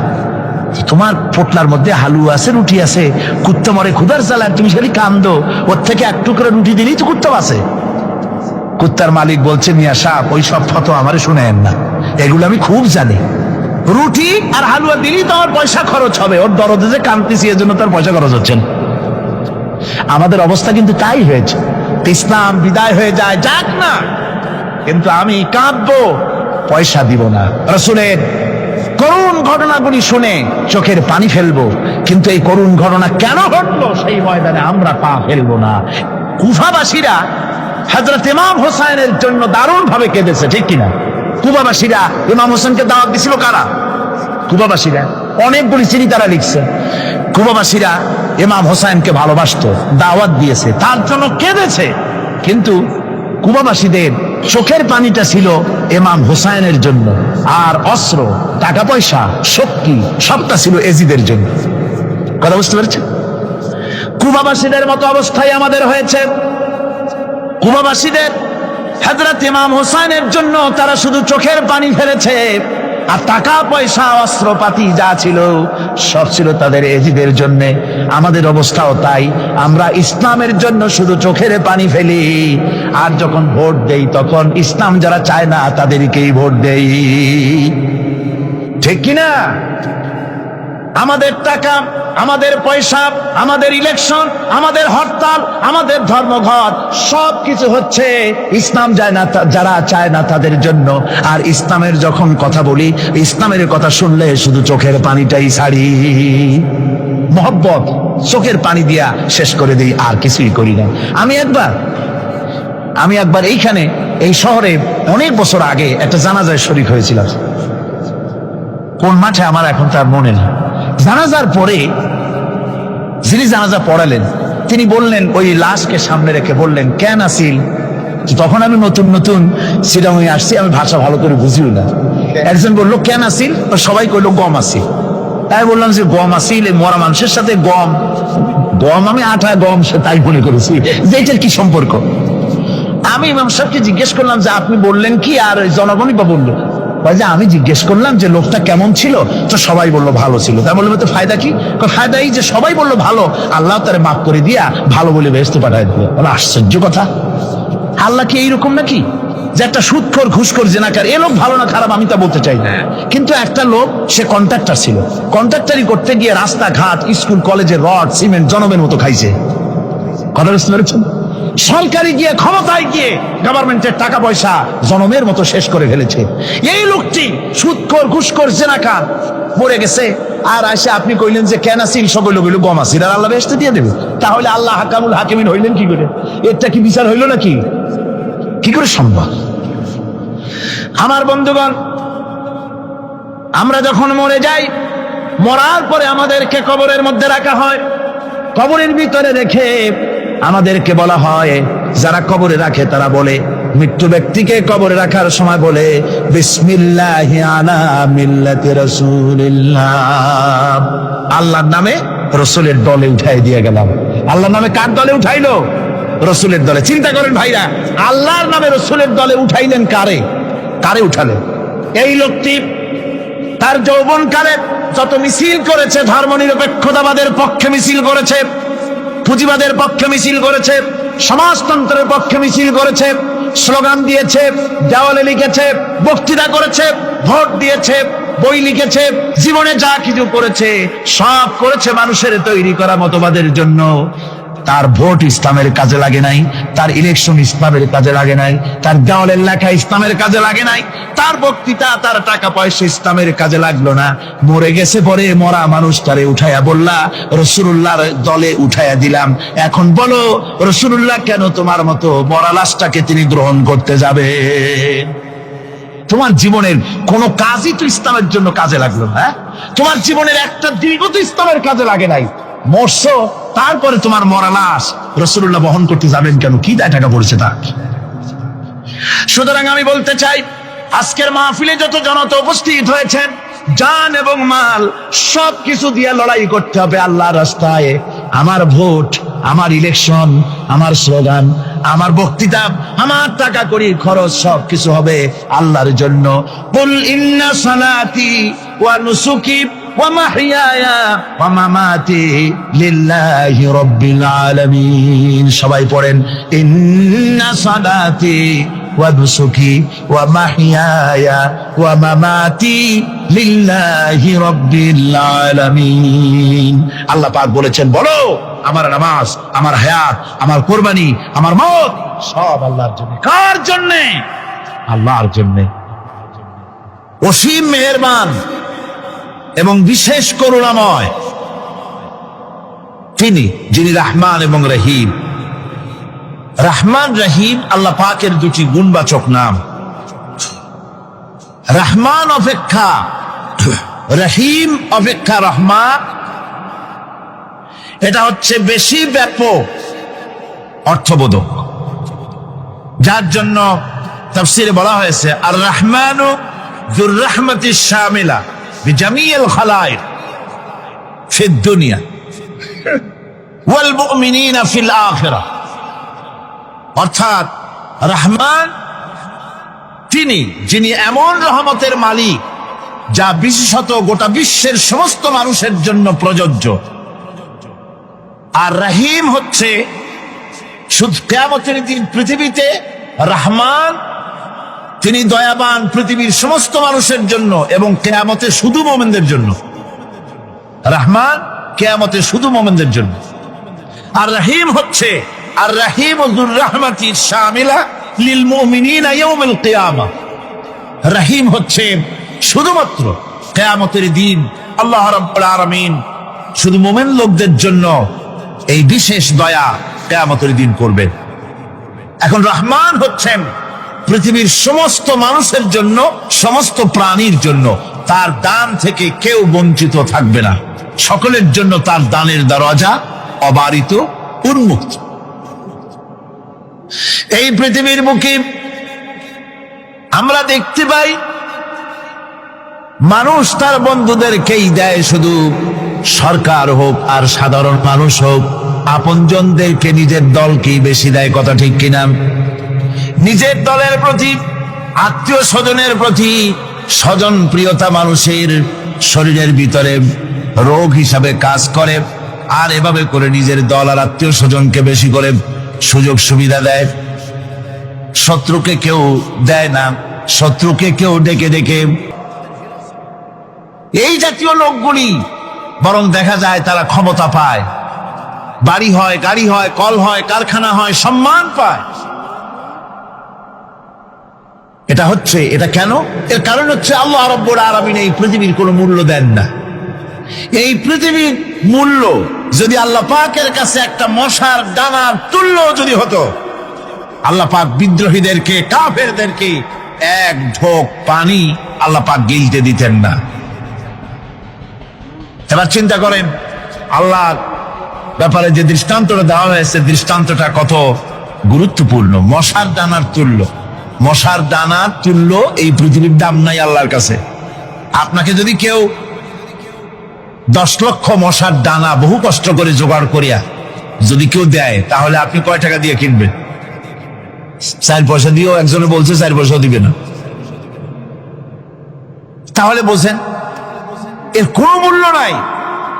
একটা মশার দানার তুল্য মূল্য আল্লাহ পাক এই পৃথিবীর দেন না, যার কারণে অবারিত মুক্ত হস্তে আল্লাহ পাক সমস্ত মানুষের জন্য, প্রাণী জগতের জন্য তিনি করুণা করেছেন সকলকে। এই করুণাময় রহমান আল্লাহ পাক তিনি গুনাহগারদেরকে, যারা আল্লাহ পাকের ফরমাবরদারি করতেছে, তাদেরকে সকলকে আল্লাহ পাক সমানভাবে তার জিনিসগুলিকে তিনি দিয়ে দিচ্ছেন। এটা হচ্ছে রহমান। আর রহিম হচ্ছে, হাদিস শরীফে বলা হয়েছে, আর রহমানু রহমানুদ দুনিয়া ওয়াল আখিরাহ, আর রহিম ও রহিমুল আখিরাহ। মোমেন রহমান তো শুধু আল্লাহ পাক দুনিয়া এবং আখিরাতের জন্য, আর রহিম শুধুমাত্র আখিরাতের জন্য। আবার কোন কোন আয়াতে বলা হয়েছে যে আল্লাহ পাক দুনিয়ার মানুষের জন্য রহিম। একটি আয়াতে ভাবে বলা হয়েছে, হুয়াল্লাযী ইউসাল্লি আলাইকুম ওয়া মালাইকাতুহু লিয়ুখরিজাকুম মিনাজ যুলুমাতি ইলান নূর ওয়া কানা বিল মুমিনিনা রহিমা। সে আল্লাহই তোমাদের প্রতি রহম করেছেন, রহমত নাজিল করেছেন, এবং তার ফেরেশতাগণ এই উদ্দেশ্যে যে তোমাদেরকে তিনি অন্ধকার থেকে আলোর দিকে বের করে নিয়ে আসবেন। আর তিনি হচ্ছেন মুমিনদের জন্য রহিম, অত্যন্ত দয়াবান। আরবি ভাষায় আর রহমান অন্তর জগতের এমন একটি নম্র উচ্ছ্বাসিত অবস্থার প্রতি ইঙ্গিত করে, যার ফলে তার স্বতঃস্ফূর্তভাবে নিজের থেকেই মহানুভবতা এবং প্রীতি ও মহব্বতের ইচ্ছার বহির্প্রকাশ ঘটে। তাই রহমতের মধ্যে আছে স্নেহ, আছে প্রীতি, আছে অনুগ্রহ। আল্লাহ পাকের রহমতটা কি জিনিস? সেটা হচ্ছে রহমতি ওয়াসিআত কুল্লা শাই। আমার রহমত দিয়ে সমস্ত জিনিসকে ঢেকে রাখা হয়েছে। প্রত্যেকটি জিনিসের ভিতরে আল্লাহ পাকের রহমত রয়েছে। রহমত ছাড়া এই পৃথিবীতে মানুষের চলার কোনো পথ নাই। সমস্ত ব্যাপারই আল্লাহ পাকের রহমত আর রহমত। তাবৎ সৃষ্টির দিকে যদি আমরা তাকাই, আল্লাহ পাকের সৃষ্টি জগতের দিকে তাকাই, সেখানে আল্লাহর এই করুণা ছাড়া আর কিছুই দেখা যাবে না। কোরআনে কারিমে বলা হচ্ছে, وَسَخَّرَ لَكُم مَّا فِي السَّمَاوَاتِ وَمَا فِي الْأَرْضِ جَمِيعًا مِّنْهُ إِنَّ فِي ذَلِكَ لَآيَاتٍ لِقَوْمٍ يَتَفَكَّرُونَ। আকাশ ও পৃথিবীতে যা কিছু আছে তা সব কিছুই আল্লাহ রাব্বুল আলামিন মানুষের তো করে দিয়েছেন। যেভাবে পারো সেভাবে তাকে কাজে লাগাও। সমস্ত জিনিসকে আল্লাহ পাক মানুষের অনুগ্রহ করে দিয়েছে, তার খেদমতের জন্য, তার কাজের জন্য তৈরি করেছেন, মানুষের কাজের জন্য। সাখারা শব্দ দিয়ে বোঝানো হয়েছে সকল বস্তুই মানুষের অনুগত, মানুষ যেন তা দিয়ে তার নিজের কাজ সম্পাদন করতে পারে। অন্য আয়াতে বলা হয়েছে, الله الذي خلق السماوات والأرض وأنزل من السماء ماء فأخرج به من الثمرات رزقا لكم وسخر لكم الفلك لتجري في البحر بأمره وسخر لكم الأنهار। আল্লাহ রাব্বুল আলামিন তিনি আকাশ সৃষ্টি করেছেন, জমিনকে সৃষ্টি করেছেন এবং আকাশ থেকে পানি বর্ষণ করেছেন, তা দিয়ে ফসল উৎপাদন করেছেন। এই ফসলের পিছনে আল্লাহ পাকের কি বিরাট রহমত কাজ করতেছেন আপনি লক্ষ্য করেন। কাদার ভিতরে, কর্দমাক্ত জমিনের ভেতরে আপনি বীজ বপন করেছেন, কর্দমাক্ত জমিনের ভেতরে বীজ বপন করে বাড়ি গিয়ে আপনি ঘুমিয়ে আছেন। আল্লাহ পাকের রহমত, তার কুদরত, ওই বীজ থেকে পাতা উদ্গত করে দিয়েছেন, শিকড় মাটির ভিতরে চলে গিয়েছে, পাতাগুলি নরম, সবে পাতাগুলি গজিয়েছে, সূর্যের তাপে পাতা মুষড়ে পড়ে গিয়েছে বিকেল বেলায়, সারাদিন সূর্যের প্রখর তাপ লেগেছে।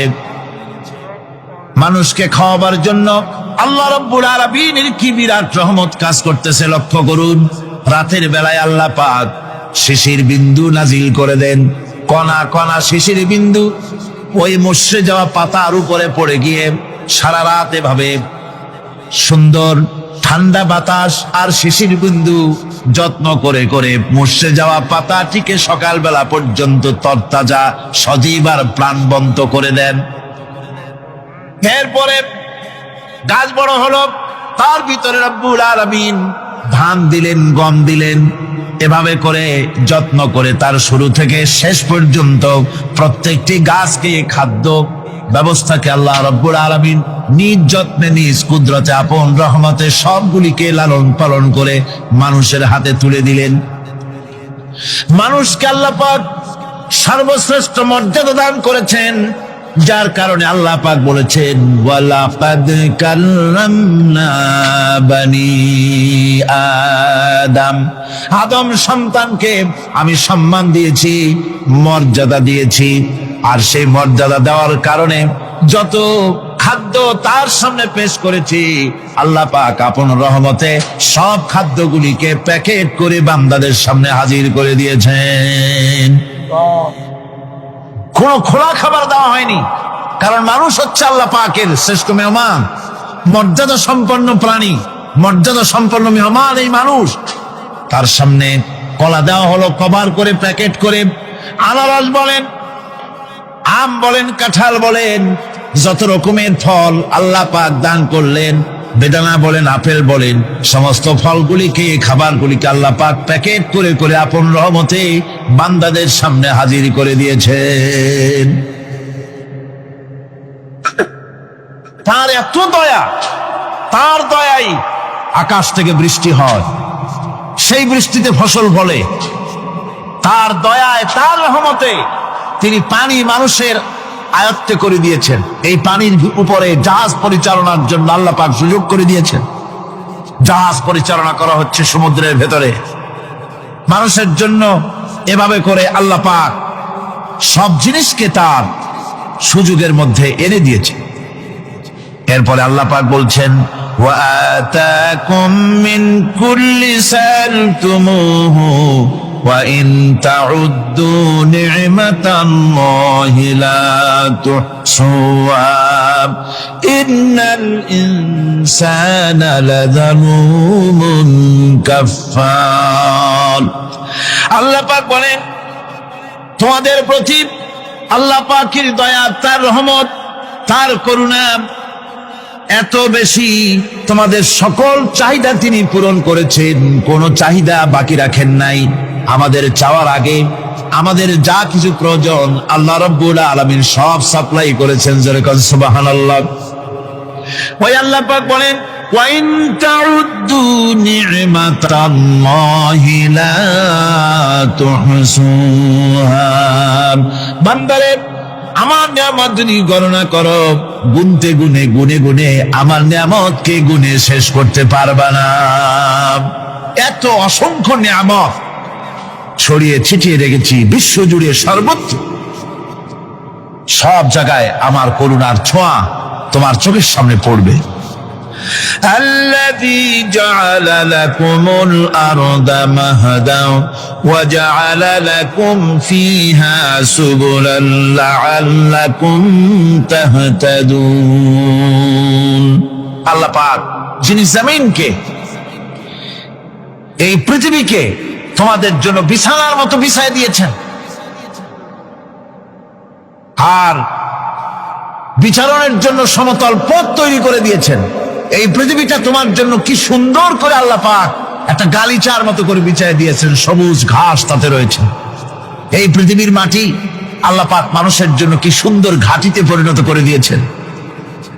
এই মাটি, আল্লাহর রহমতটা দেখুন, একদিকে মাটি নরম, আবার এমন নরম নয় যে 10 তলা 20 তলা 50 তলা বিল্ডিং করলে পরে এর ভারের চোটে ভিতরে ঢুকে যাবে, এরকম নরম নয়।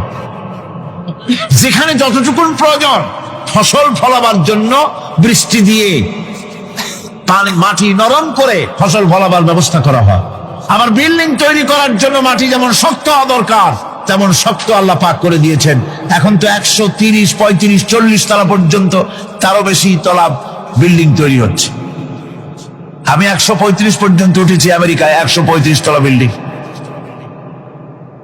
এটা উঠতে 39 সেকেন্ড লাগে মাত্র।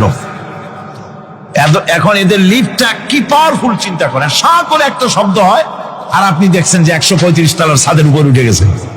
নিচের দিকে তাকাইলে মানুষগুলো ছাগলের ছাওয়ার মতো এতটুকু দেখা যায়, গাড়িগুলো পিঁপড়ার মতো দেখা যায়। এগুলি নতুন নতুন প্রযুক্তির মাধ্যমে তৈরি করা হচ্ছে।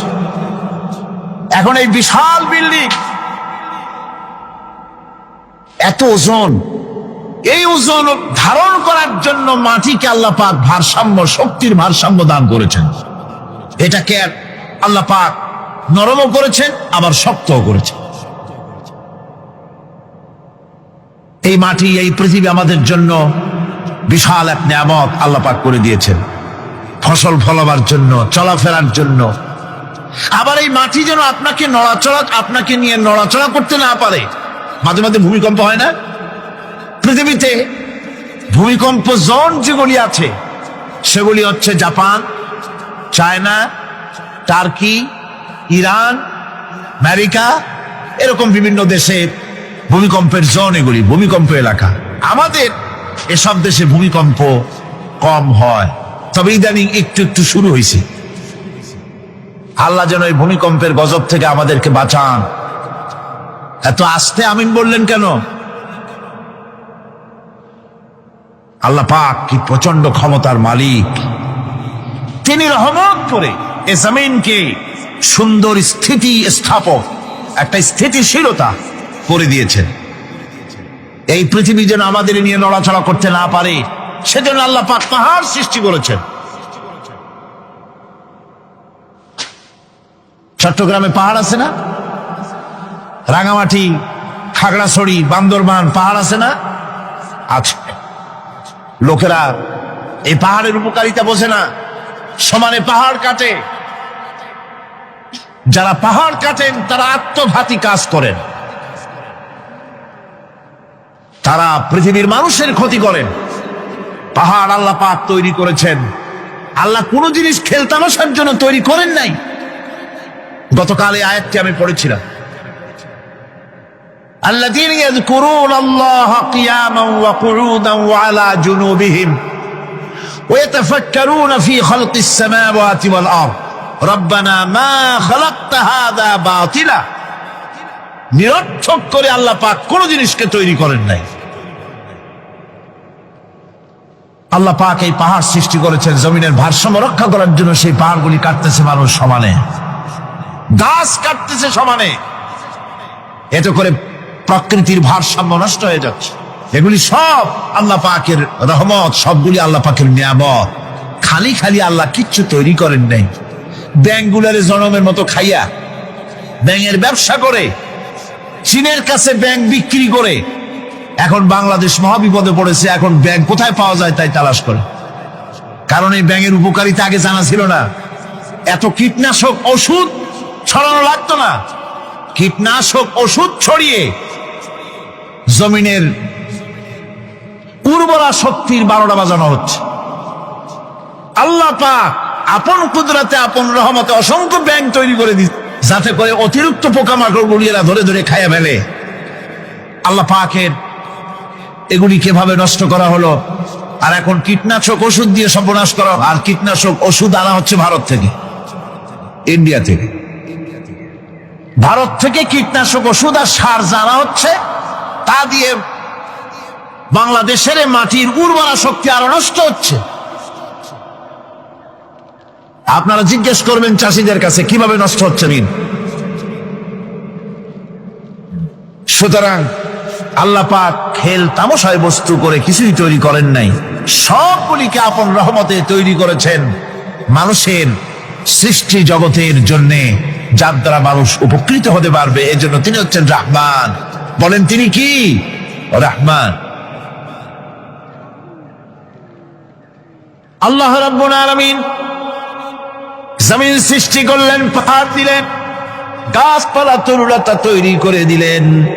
এরপরে আল্লাহ পাক বলছেন, তাকিয়ে দেখো সমুদ্রের দিকে, ওয়া হুয়াল্লাযী সাখারাল বাহরা লিতাকুলু মিনহু লাহমান তারিয়ান ওয়া তাস্তাখরু মিনহু হিলিয়াতান তালবাসুনাহা।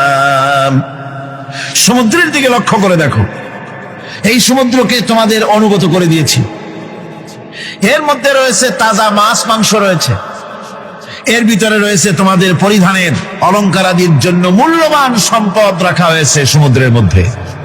বিজ্ঞানীরা বলেছেন পৃথিবীর উপরিভাগে যা আছে মাটির তলায় তার থেকে অনেক বেশি বেশি মূল্যবান জিনিস আছে। আছে না মাটির তলায় মূল্যবান জিনিস? কি আছে? কি আছে?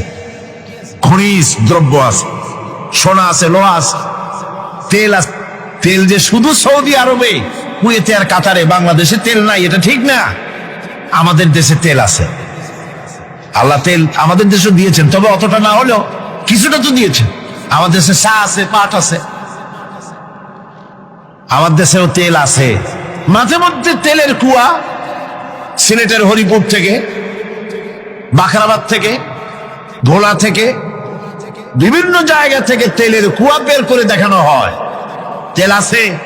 যারা ক্ষমতাসীন, যারা সরকার, যারা দেশ চালাও, যদি আমারে সেজদা দাও, যদি নামাজি হও, কোরআনের সাথে বিরোধিতা যদি না করো, যদি কোরআন সুন্নাহর শাসন প্রতিষ্ঠা করো, এ ধরনের অসংখ্য তেল বের করে দেব।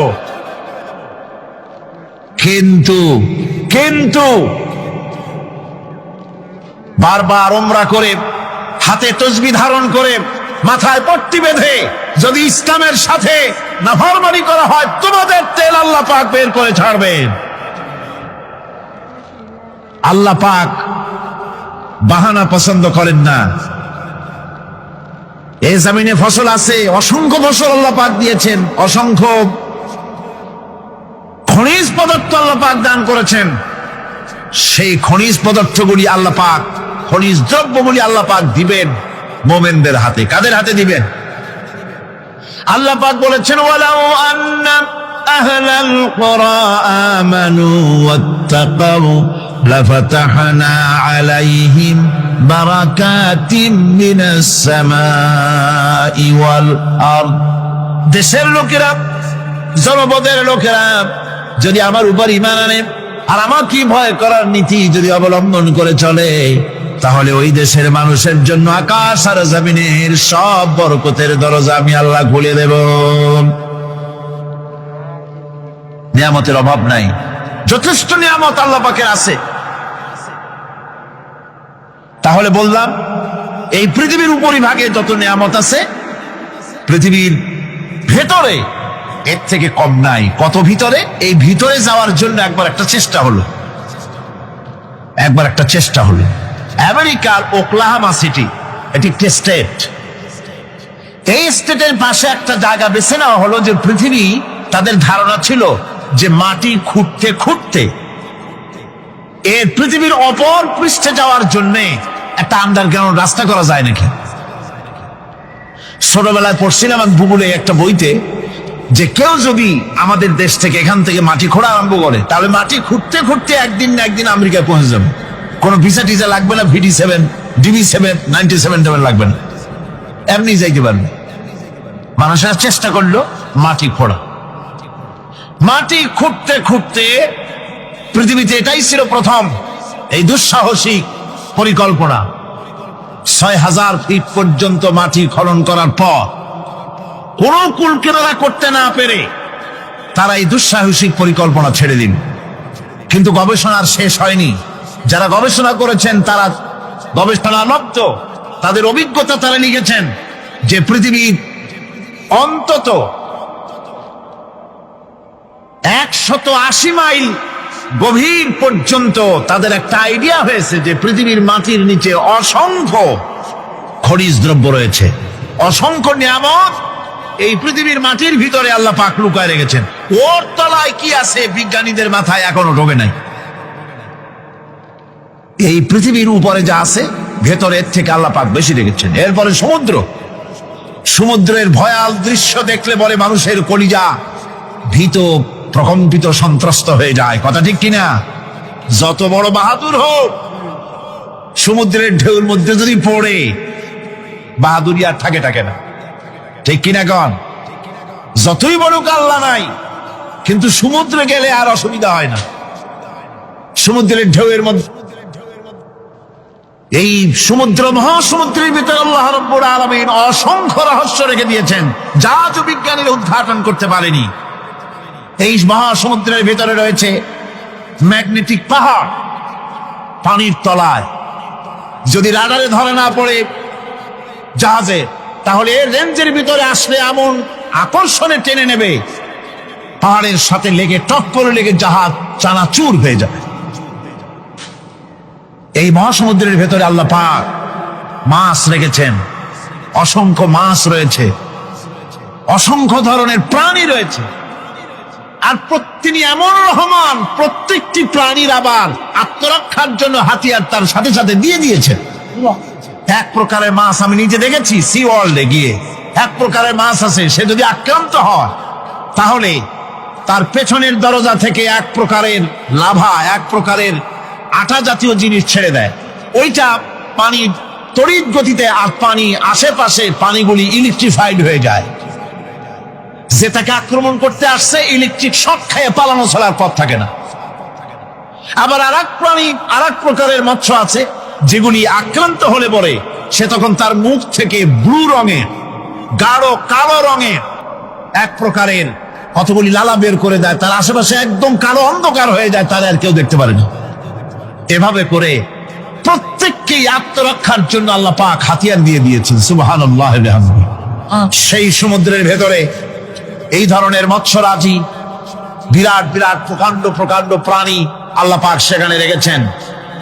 এরপরে এই সমুদ্রের মধ্যে রয়েছে মণিমুক্তা। আল্লাহ পাক বলছেন তোমরা পোশাক তৈরি করবে, তোমাদের স্ত্রীদের জন্য অলংকার আদি তৈরি করবে, সেজন্য ওর ভিতরে মণিমুক্তা মহামূল্যবান জিনিস এই সমুদ্রের ভেতরে আমি দিয়ে রেখেছি।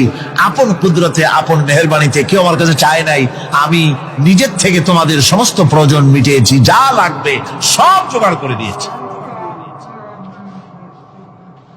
যখন সেগুলি মাঠে সকাল বেলায় চড়তে নামে, আবার বিকেল বেলায় যখন পালবদ্ধ হয়ে বিকেল বেলায় যখন ঘরে ফেরে, তখন দেখার এক সৌন্দর্য এমন হয় যা সত্যি উপভোগ্য। লক্ষ্য করে দেখবেন, এগুলি শহরে কম দেখা যায়, গ্রাম্য অঞ্চলে মাঝে মধ্যে যাবেন, গ্রামের লোকই আপনারা অধিকাংশ এখানে আছেন, আপনারা দেখবেন সকাল বেলায় যখন পালে পালে গরু, ছাগল, মহিষ ইত্যাদি যেতে থাকে, সকাল বেলায় সূর্য যখন উঠে সেই সময় যখন এগুলি যেতে থাকে, তখন তার দেখার একটা দৃশ্য দারুণ লাগে। আবার যখন সন্ধ্যা বেলায় গোধূলি লগ্নে যখন সূর্য লাল হয়ে পশ্চিম দিগন্তে অস্তমিত হতে যায়, তখন শত শত গরু, ভেড়া, ছাগল পাল ধরে মাঠের মধ্য দিয়ে যখন বাড়ির দিকে রওনা করে, আল্লাহ পাক বলেন এই দৃশ্য অত্যন্ত উপভোগ্য। যারা সত্যি এগুলি দেখে, উপভোগ করে, তারা বুঝতে পারে যে আল্লাহ পাকের নিয়ামত সব দিকেই আল্লাহ পাক এভাবে ছড়িয়ে রেখেছে। এভাবে করে ওয়াতাহমিলু আসফালাকুম ইলা বালাদিন লাম তাকুনু বালিগিহিম ইল্লা বিশাক্কিল আনফুস। আল্লাহ পাক বলেন এভাবে করে আমি জন্তু জীব তৈরি করেছি যারা তোমাদের বোঝাগুলি এক শহর থেকে আর এক শহরে, এক গ্রাম থেকে আর এক গ্রামে বোঝাগুলি বহন করে নিয়ে যায়। এভাবে আমি যদি চতুষ্পদ জন্তু তৈরি না করতাম, তোমরা নিজেরা ঘাড়ে করে পিঠে করে এ বোঝাগুলি বহন করা বড়ই কষ্টসাধ্য হয়ে যেত। উটের পিঠে করে, গাধার পিঠে করে, গরুর গাড়ি বানায়া, হাতির পিঠে করে, কত বিরাট বিরাট বোঝা, টনকে টন বোঝা এভাবে পশু দিয়ে টেনে নেওয়া হয়। আল্লাহ পাক বলছেন এগুলি আমার রহমত। এরপরে এই পশুর ভিতরে হালাল গোশত তৈরি করে তোমার খাবারের ব্যবস্থা করেছি।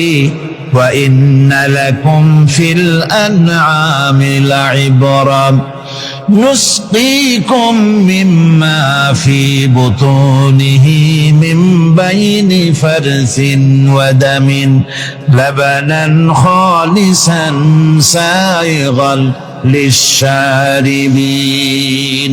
তোমাদের চতুষ্পদ জন্তুর মধ্যে দেখবে বুদ্ধিমান দূরদৃষ্টি সম্পর্ক লোক যারা, তাদের জন্য আমি এর মধ্যে নিদর্শন রেখেছি।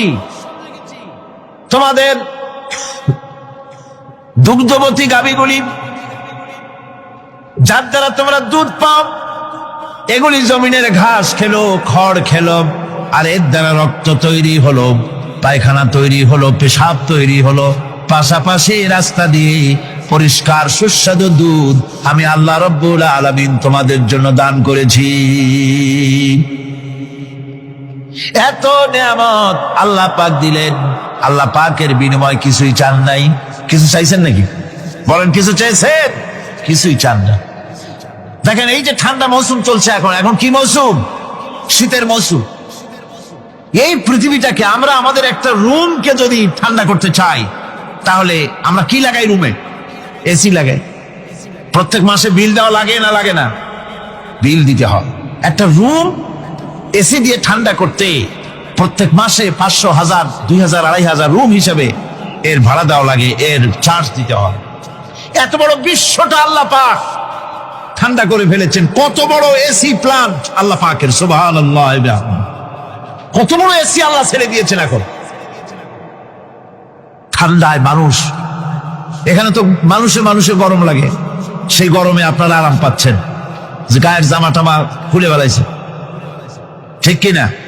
মানুষের গরমও একটা গরম।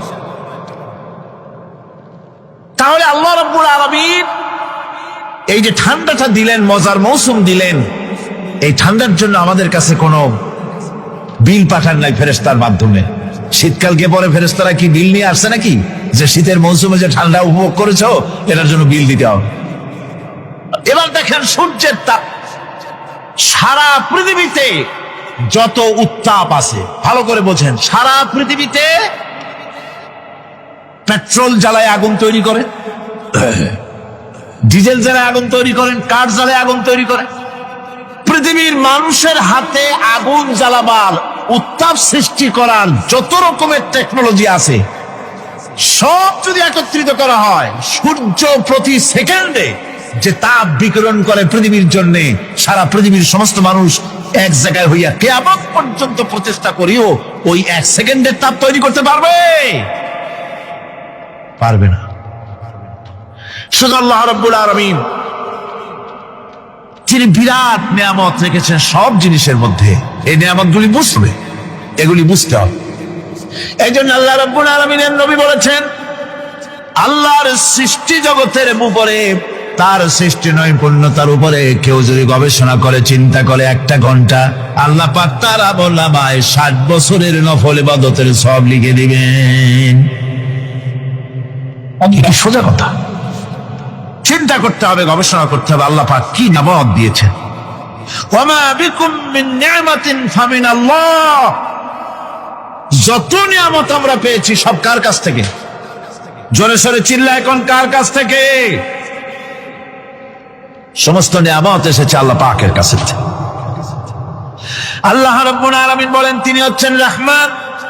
والله جعل لكم من بيوتكم سكنا وجعل لكم من جلود الأنعام بيوتا। আল্লাহ পাক বলছেন তোমাদের জন্য তোমাদের ঘর সমূহকে আল্লাহ পাক স্থিতি লাভের, স্বস্তি শান্তি লাভ করার জন্য আল্লাহ পাক একটা স্থান করে দিয়েছেন, জায়গা করে দিয়েছেন। আমরা যে ঘর বানাই, এই ঘর বানাবার পেছনে আল্লাহ পাকের কত বড় নিয়ামত। ঘর একটা বানাতে হলে খুঁটি লাগবে। খুঁটি কোত্থেকে আসছে বলেন? কোত্থেকে? গাছের থেকে খুঁটি পেয়েছেন। কিসের থেকে পেয়েছেন? গাছ কা। শুধু খুঁটিতে ঘর হবে না, এরপরে খুঁটি হয়ে গেল, চাল লাগবে। চাল দেবেন কি দিয়ে? খড় দিয়া দেন, টিন দিয়া দেন, টালি দিয়া দেন, যা দিয়া দিবেন সেটা হচ্ছে কার? জোরে কর। শুধু খুঁটি আর চাল হলে হবে না, বেড়া লাগবে, দরজা লাগবে, জানালা লাগবে, যা কিছু দরকার। আল্লাহ বলেন তোমার এই শান্তির ঘরটার পেছনে আমার নিয়ামত, আমার রহমত কাজ করেছে। আবার শীত প্রধান দেশে যেখানে বিল্ডিং এও কাজ হবে না, যেখানে ঘর বানাতে হলে কাঠখড়ির ঘর দিয়েও কাজ হবে না, এত প্রচন্ড শীত, সেইখানে আল্লাহ পাক পশুর চামড়া দিয়া ঘর বানাবার জন্য মানুষের মাথায় আল্লাহ পাক বুদ্ধি দান করে দিয়েছেন। আল্লাহ পাক বলছেন জুলুদিল আনআমে বুয়ুতা, চামড়া দিয়ে ঘর তৈরি করা হয়। এস্কিমোরা করে, দেখে আসবেন, চামড়া দিয়ে ঘর তৈরি করা হয়। আল্লাহ পাক এই পশু দিয়ে মানুষের এত উপকার করছেন। তিনি রহমান। এই রহমত থেকে পৃথিবীর কেউ বঞ্চিত নয়। সমস্ত প্রাণী সমূহকে আল্লাহ পাক এই বিরাট নিয়ামত দান করেছেন। একটি মানুষ যতই সংকীর্ণ হোক, অসভ্য জীবন যাপন করুক, ইলিটারেট হোক, মূর্খ হোক, লেখাপড়া কিচ্ছু জানে না, একটা পর্ণ কুটিরের ভিতর এক কৃষক বাস করে, সেও যদি চিন্তা করে তাহলে অন্তত এতটুকু উপলব্ধি তার আসবে যে সে অসুখ হলে পরে তার আশেপাশে লতা গুল্ম, গাছের শিকড় বেটে খেলে পরে তার অসুখ ভালো হয়ে যায়। ঠিক কিনা? এখন তো অসুখ ভালো হওয়ার জন্য কোনো অসুবিধা নাই, কোনো সমস্যা নয়। পত্রিকার ভিতরে অ্যাডভার্টাইজ আসতেছে, স্ট্যাম্পের উপরে লিখে দেব আখিরি লেখা, বিশ্বব্যাপী চ্যালেঞ্জ। মেয়ে লোকও চ্যালেঞ্জ দিতেছে, পুরুষও দিতেছে, পাগলও দিচ্ছে, ছাগলও দিচ্ছে, সবাই মিলে চ্যালেঞ্জ করছে। পত্রিকাগুলি পয়সার লোভে আবার এগুলি ছাপতেছে।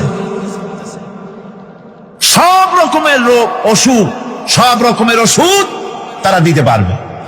তেই যদি হয় তো খামাখা আমাদের মেডিকেল কলেজ রাইখা লাভ কি? বিজ্ঞাপন দিয়া যদি ওষুধ বিক্রি করা হয়, কেমন গভর্নমেন্ট আমি বুঝি না। এই পাগল ছাগলের বিজ্ঞাপনগুলি ছাপা হয় পত্রিকায়, লোকেরা বিভ্রান্ত হয়, লোকেরা বোঝে না। তাদের কাছে গেলেই মুখ দেখেই বলে দেবো এরকম আসতেছে, পাগলের মতো চেহারা, মুখ দেখেই বলে দেবে শেষ দর্শন, আর দর্শন জিন্দিগিতে করা লাগবে না। ছোট্ট ছোট্ট পোলাপানো এরকম এক এক জায়গায় হইতেছে। খুলনা জেলার ডাকপ এলাকায় একবার শোনা গেল সেখানে ছাগলে পানি পড়ে দেয়, যে যাবে তার রোগ ভালো হবে। কি শিক্ষিত কি অশিক্ষিত সমানে গিয়ে লাইন দিতে লাগলো। ছাগলের বাড়ি, ছাগলের কাছে পানি ধরে, এখন ছাগলের কাছে কিছু ধরলি তো সে শোকে, শুকতে গেলেই মনে করে যে পড়িয়ে দিছে, দম করে দিছে, আর খাইতেছে। এরপরে ছাগলওয়ালার বাড়ি এক ছাগল দিয়া হাতির মালিক হয়ে গেছে সে, বাড়ি বিল্ডিং টিল্ডিং করে সর্বনাশ। কি আজীব তামাশা, কি আশ্চর্য দেশ।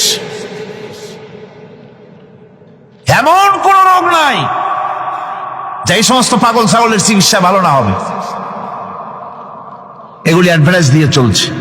আল্লাহ পাক মানুষকে অসুখ দিয়েছেন, অসুখের আবার ওষুধও দিয়েছেন। কারণ আলহামদুলিল্লাহ লিকুল্লি দাইন দাওয়াউ, প্রত্যেকটি রোগের ওষুধ আল্লাহ তৈরি করেছেন। সুবহানাল্লাহি ওয়া বিহামদিহি।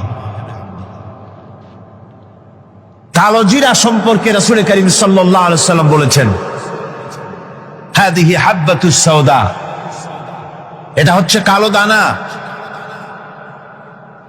দাওয়াউন লিকুল্লি দাইন ইল্লা সাম, মৃত্যু ছাড়া সকল রোগের ওষুধ কালো জিরার মধ্যে আছে। আবার মধু সম্পর্কে আল্লাহ পাক বলেছেন, এটি হচ্ছে গোটা পৃথিবীর সমস্ত মানুষের জন্য রোগের প্রতিষেধক। তা একজন নিরক্ষর মানুষও, যিনি লেখাপড়া কিছুই জানে না, সে লোকটাও টের পায় অসুখ বিসুখ হলে সে আশেপাশে লতা গুল্ম বেটে তার থেকে তার রোগ নিরাময় করতে পারে। রৌদ্রের দাবানল থেকে বাঁচার জন্য সে গাছের আশ্রয় নিতে পারে। তরুণ গাছ থেকে ফার্নিচার তৈরি করতে পারে। আবার এই গাছ থেকে সুস্বাদু ফল পেতে পারে। আর এই গাছ যখন বুড়ো হয়ে যায় তখন তার দিয়ে সে ফার্নিচার তৈরি করতে পারে। অসংখ্য নিয়ামত তার চতুর্পাশে ছড়ানো থাকে।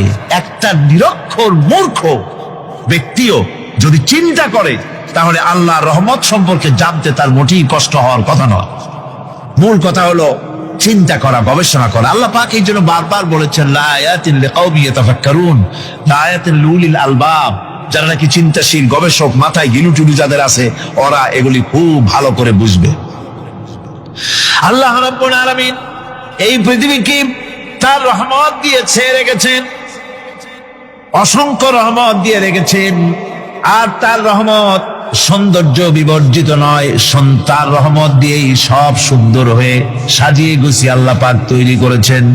আকাশটাকে সাজিয়েছেন। কোরআনে কারীমের মধ্যে রব্বুল আলামিন বলেন, ওয়ালাকাদ যায়্যানাস সামাআদ দুনিয়া বিমাসাবিহা